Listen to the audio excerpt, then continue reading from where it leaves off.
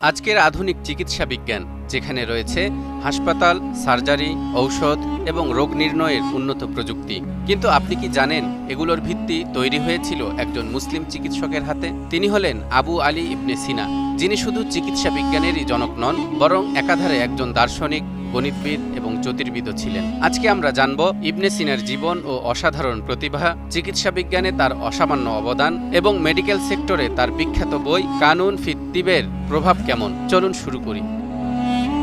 ইবনে সিনা জন্মগ্রহণ করেন ৯৮০ খ্রিস্টাব্দে সামানি সাম্রাজ্যের অধীন বুখারা শহরে, যা বর্তমানে উজবেকিস্তানের অংশ।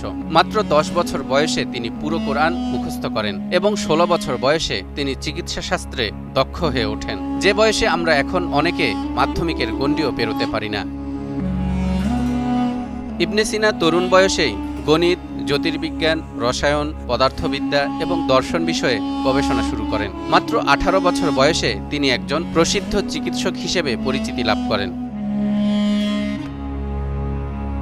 ইবনে সিনার সবচেয়ে বিখ্যাত বই হল কানুন ফি তিব, ইংরেজিতে দ্য ক্যানন অব মেডিসিন, চিকিৎসা বিজ্ঞানের প্রথম পূর্ণাঙ্গ বিশ্বকোষ। এই বইতে তিনি মানবদেহের গঠন ও কার্যপ্রণালী ব্যাখ্যা করেন, রোগের কারণ ও প্রতিকার নিয়ে গবেষণা করেন, ঔষধ, অস্ত্রোপচার ও চিকিৎসার নিয়মাবলী সংকলন করেন, প্রতিরোধমূলক চিকিৎসার ধারণা দেন, যা আজকের প্রিভেন্টিভ মেডিসিনের ভিত্তি তৈরি করেছে। বইটি ৬০০ বছরেরও বেশি সময় ধরে ইউরোপের মেডিকেল কলেজের পাঠ্যক্রমে অন্তর্ভুক্ত ছিল এবং আজও এটি আধুনিক চিকিৎসা বিজ্ঞানে গুরুত্বপূর্ণ ভূমিকা রেখে চলেছে। ধারণা করা হয় তিনি মোট ৪৫০টির অধিক গ্রন্থ রচনা করেছিলেন, যার মধ্যে ১৫০টি দর্শনশাস্ত্র বিষয়ক এবং ৪০টি চিকিৎসা বিজ্ঞান বিষয়ক। এর মধ্যে ২৪০টি গ্রন্থ বর্তমানেও টিকে রয়েছে।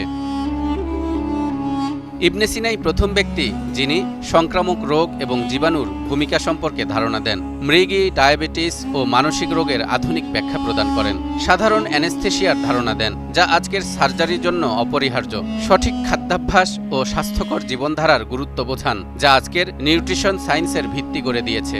এছাড়াও তিনি দীর্ঘ গবেষণার মাধ্যমে হার্ট, ফুসফুস, মস্তিষ্ক এবং স্নায়ুতন্ত্রের কাজ বুঝতে সক্ষম হন। ইবনে সিনার গবেষণা শুধু ইসলামী জগতে নয়, বরং পশ্চিমা চিকিৎসা বিজ্ঞানেও ব্যাপক প্রভাব ফেলে। তার বই ইউরোপে ল্যাটিন ভাষায় অনুদিত হয় এবং মধ্যযুগ থেকে রেনেসা পর্যন্ত ইউরোপের মেডিকেল শিক্ষার্থীরা এটি পড়তেন। আজকের ডাক্তারি পরীক্ষা, ফার্মাকোলজি, রোগ নির্ণয় পদ্ধতি সবকিছুতেই তার গবেষণার ছোঁয়া রয়েছে।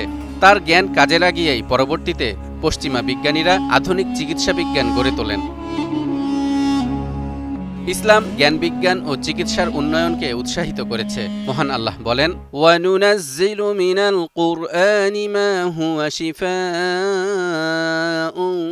ওয়া রাহমাতুল লিল মুমিনিন। আমি কোরআনে এমন বিষয় নাজিল করেছি যা রোগের সুচিকিৎসা এবং মুমিনের জন্য রহমত। অন্যদিকে রাসূলুল্লাহ সাল্লাল্লাহু আলাইহি ওয়াসাল্লাম বলেন, আল্লাহ তাআলা রোগ সৃষ্টি করেছেন, তার জন্য ঔষধও সৃষ্টি করেছেন। এই ইসলামী আদর্শ থেকেই ইবনে সিনার মতো মুসলিম বিজ্ঞানীরা গবেষণায় অনুপ্রাণিত হয়েছেন। ইবনে সিনা একজন ধর্মপ্রাণ মুসলিম ছিলেন। তিনি ইসলামী ধর্মতত্ত্বের সাথে যুক্তিবাদী দর্শনের সমন্বয় সাধন করতে চেয়েছিলেন। ইবনে সিনা বৈজ্ঞানিকভাবে এবং যুক্তির মাধ্যমে স্রষ্টার অস্তিত্ব প্রমাণ করতে গুরুত্বপূর্ণ ভূমিকা রেখেছিলেন।